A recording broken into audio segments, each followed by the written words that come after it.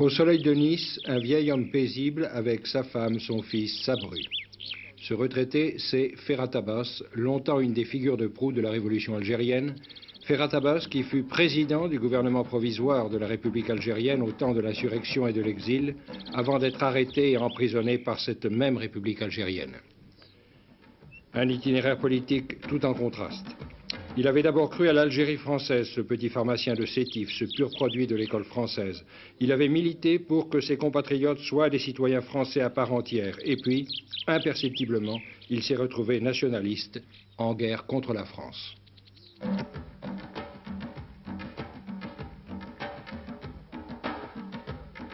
En 1955, vous êtes donc passé de l'idée de l'Algérie française, des Algériens citoyens français à part entière, à l'idée des Algériens algériens. Des Algériens algériens. Quand les événements du 1er novembre 1954 ont éclaté, quand il y a eu cette insurrection dans l'Orest et ailleurs d'ailleurs, vous étiez au courant? Non.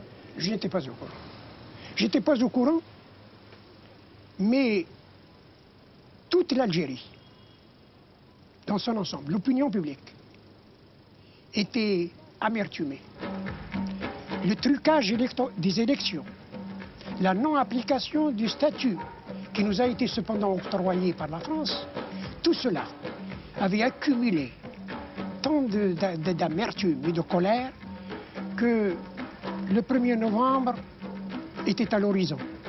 Mais qu'est-ce que vous pensez le 2 novembre, quand on apprend les attentats? Vous pensez c'est un drame ou bien vous pensez ils ont raison? Je dis ils ont raison, mais c'est un drame. C'est un drame parce que j'avais le sentiment que la colonisation ne cédera à rien. Que la grosse colonisation et son lobby à Paris était d'une puissance telle que la France ne pouvait absolument rien faire. Que nous étions arrivés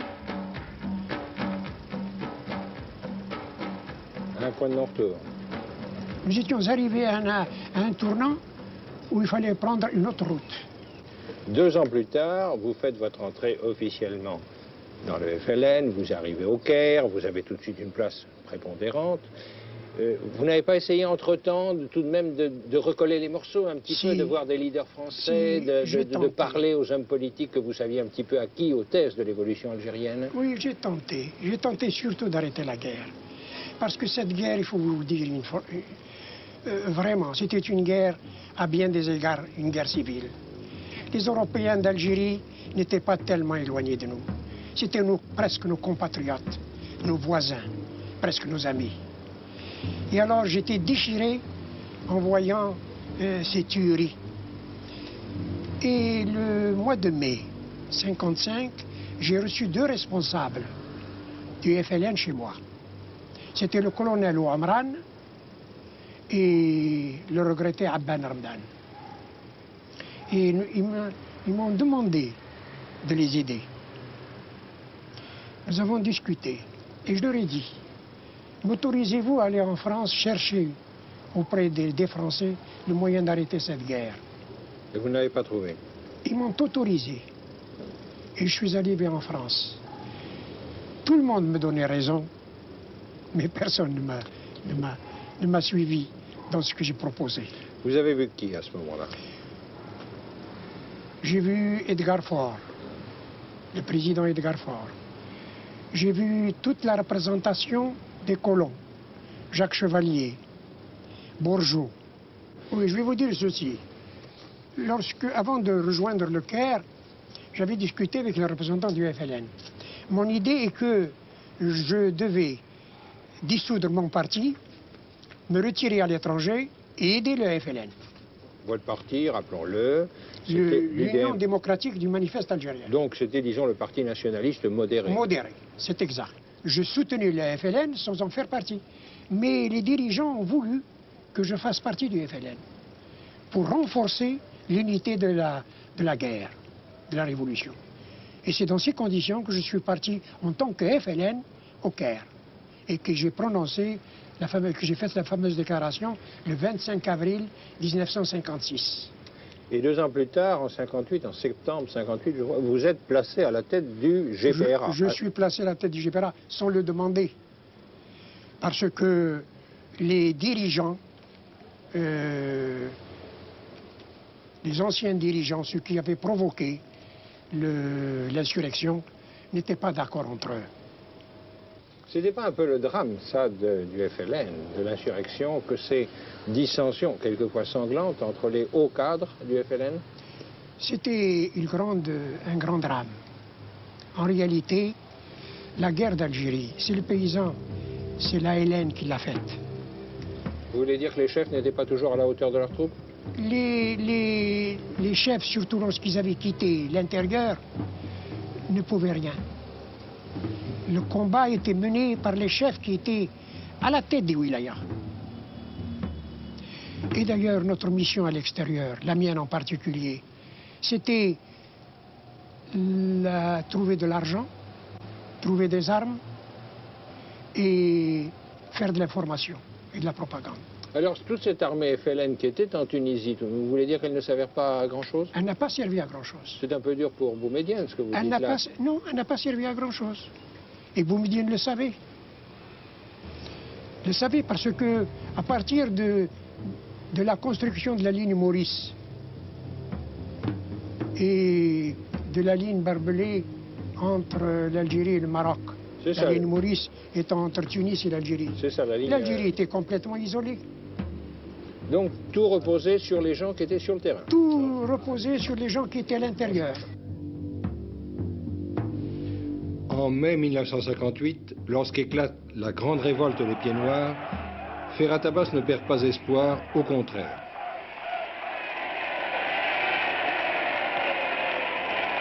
Il devine, écrit-il dans ses mémoires, que De Gaulle apporte en réalité avec lui une possibilité d'indépendance véritable pour l'Algérie.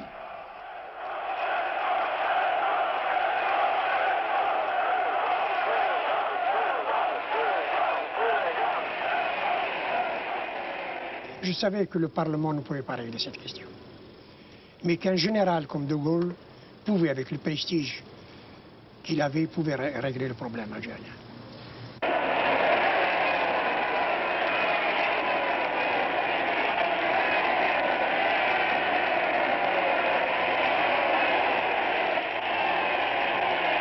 Vive le général De Gaulle, Algérie française!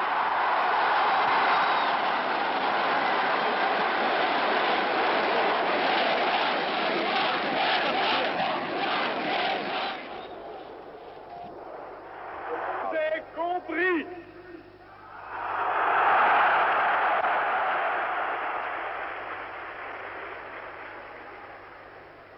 Je sais ce qui s'est passé ici.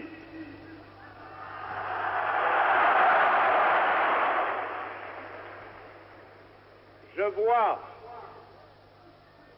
ce que vous avez voulu faire. Je vois que la route que vous avez ouverte en Algérie, c'est celle de la rénovation et de la fraternité.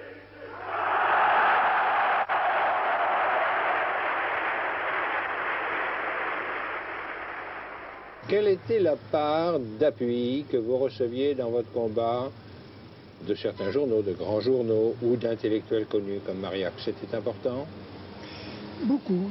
Des Européens? Oui, quelqu'un comme Mauriac, par exemple. Ah oui, Mauriac, oui. Nous avons reçu beaucoup d'encouragement.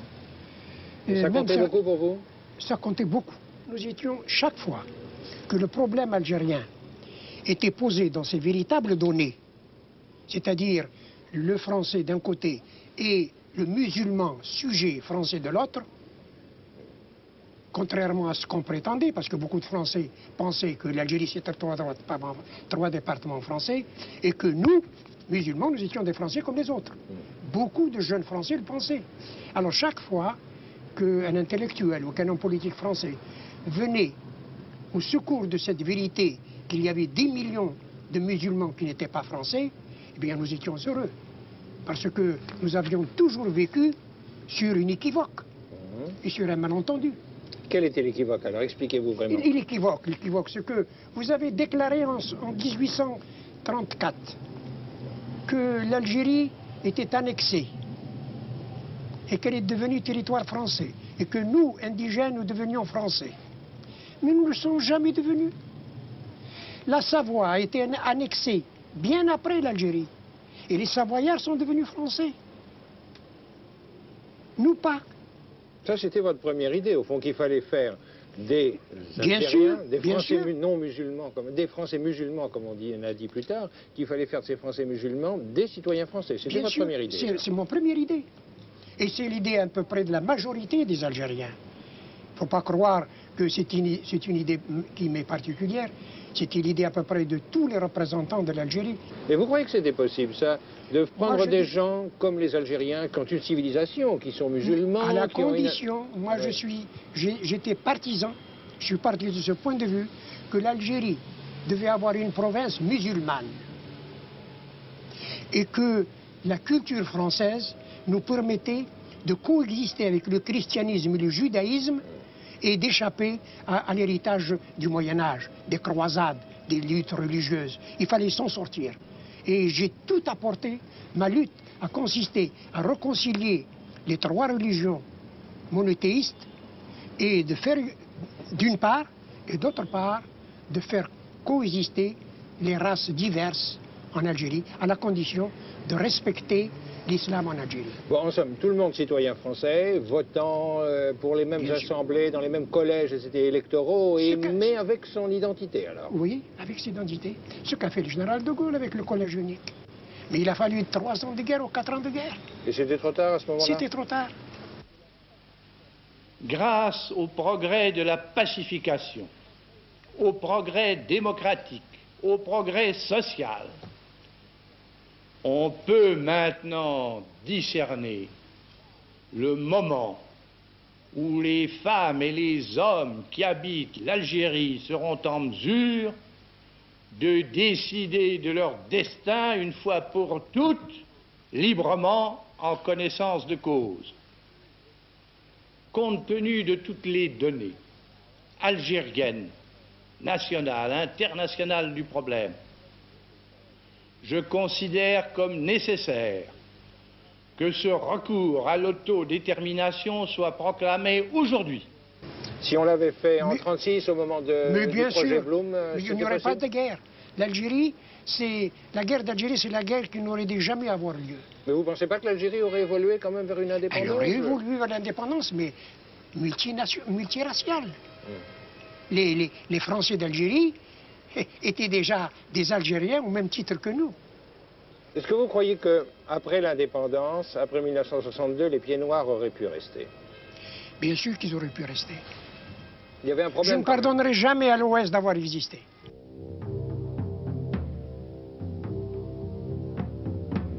Vous savez, l'Algérie est un pays à construire. Il reste beaucoup de choses à faire en Algérie. Et Jacques Chevalier disait, bon, la terre. Eh bien, nous ferons autre chose, ils nous donneront la terre au fellah. Et nous ferons autre chose. Il y a des usines, il y a des minerais, il y a des richesses, il y a des choses à créer. Tout reste. La France a fait beaucoup en Algérie. Mais ce qui reste à faire est beaucoup plus considérable que ce qui a été fait. 1962. L'Algérie est officiellement indépendante.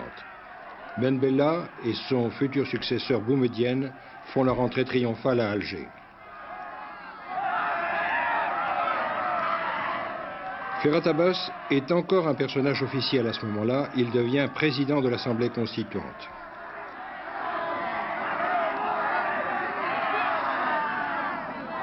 Mais le temps des modérés est passé. Mal à l'aise, il démissionne parce que, dit-il, la constitution qu'on prépare au peuple algérien est une constitution totalitaire.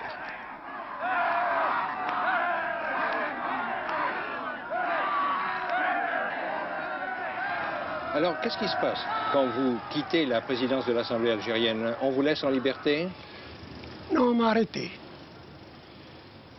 Ben Bella m'a arrêté, m'a envoyé dans le sud.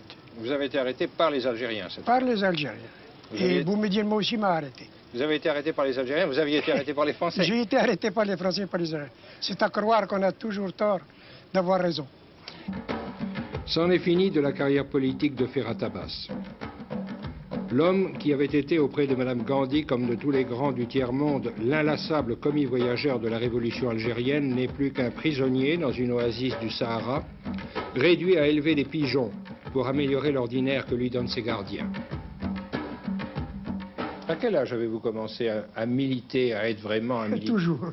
J'ai toujours été militaire. Pourquoi? J'ai toujours milité. Pourquoi? Parce que je n'aime pas l'injustice. Au collège, je me suis bagarré. Au régiment, je me suis bagarré.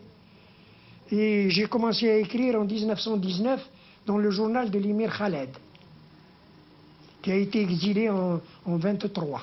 Vos exemples politiques à l'époque, vos inspirations, vous les preniez où? En Algérie ou en France? Oh, en Algérie, je connaissais très peu la France. Mais la littérature, la philosophie politique? C'était au collège d'abord. J'avais d'excellents professeurs de français et j'avais eu un excellent professeur de philosophie. C'est ce professeur qui m'a initié au marxisme, aux idées sociales modernes, à la Révolution française, aux droits de l'homme. C'est la France qui a fait de vous un révolutionnaire? C'est la France qui a fait de moi un homme. Vous savez, je dois tout à la France. Il faut dire, je ne suis pas de ceux qui crachent dans le plat où ils sont nourris. Ce que je sais, ce sont les professeurs français qui me l'ont appris. Et je suis très attaché à la civilisation française. Elle est en quelque sorte ma patrie intellectuelle. Mais je suis profondément musulman et profondément algérien. Ce n'est pas inconciliable. Ce que l'on sait moins, c'est que vous, l'un des leaders de la révolution algérienne, vous avez épousé une Française, il faut le dire aussi, parce que... Ça, c'est le hasard de la vie. C'est le hasard de la vie. J'ai épousé une pied noire, une Française de souche algérienne. Madame Abbas, quand vous avez rencontré celui qui allait devenir votre mari, vous étiez déjà rallié à ces thèses qu'on appelle communément libérales, ou bien c'est lui qui vous a converti à la cause algérienne? Moi, je n'ai jamais fait de politique. Pas du tout. Je ne l'ai pas épousé parce qu'il était politicien. J'ai épousé l'homme, j'ai épousé Ferhat Abbas. Mais vous avez tout de même épousé ses idées. Oui, je partageais ses idées. Avant de le connaître ou après? Non, après. Vous étiez, si j'ai bien compris, si je ne suis pas indiscret, d'un milieu de pieds noirs plutôt modeste, où on était assez cramponné à l'idée de la supériorité pieds noirs, non? Non. Mes parents étaient très algériens et moi j'étais très algérienne. Et je suis toujours restée très algérienne. Vous n'avez pas eu de problème moral? Ne vous êtes pas senti en rupture avec votre milieu pieds noirs? Non, pas du tout. Pas du tout. Et vous n'avez pas des amis qui ont dit « Oh là là, celle-là est en train de trahir Non, il y a eu quelques petits grincements de dents autour de ma famille. Mais mes parents ont accepté mon mari volontiers, connaissant qui il était, on a accepté mon mariage. Il n'y a pas eu de problème dans votre famille? Pas du tout, pas du tout. Mes parents étaient très très contents que je sois la femme de Ferhat Abbas. Vous avez porté 2 fois l'uniforme français? Oui, c'est exact. Je l'ai porté en 21 en faisant mon service militaire et je l'ai porté en 39 quand je me suis engagé pour suivre les tirailleurs qui étaient mobilisés, eux. Vous le regrettez? Je ne le regrette pas. Je ne regrette jamais ce que j'ai fait parce que je l'ai fait en toute conscience. Vous avez le sentiment quelquefois que vous auriez pu faire plus, faire mieux? Si les circonstances avaient été tout autres, peut-être que ma thèse aurait prévalu. Mais vous savez, les impondérables dépendent de Dieu, ils ne dépendent pas des hommes. L'heure des modérés n'a jamais sonné. Non, Est-ce qu'elle sonnera? je ne sais pas.